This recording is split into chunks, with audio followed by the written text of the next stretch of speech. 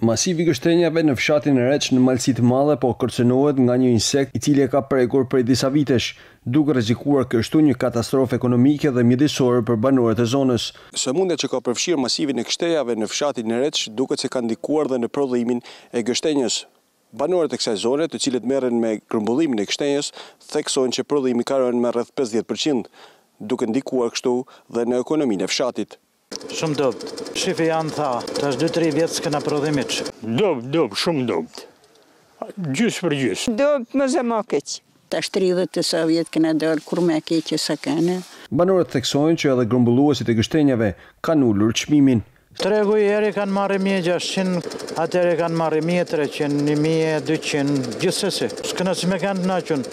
Në atë pakten çdo vit kena siguru mishin e dimnit, kena siguru bukën krejt vitin tana në mejtojto. Po vinë i marrin këtu, edhe i dorëzojnë në Shkodër, edhe është një që i grumullon aty. 1.500 i kanë marrë dërta, tash 1.300 i kanë ro. Ka ro edhe cilësia dobta shumë. Gërza e gështenjës prej vitesh ka shkaktuar dëme të mëdha në masivet e gështenjës në veri të vendit, e veçanërisht në zonën e malësisë madhe. Prej 4 vitesh, Ministria e Bujqësisë ka ndërmarrë një aksion për luftimin e saj në mënyrë biologjike.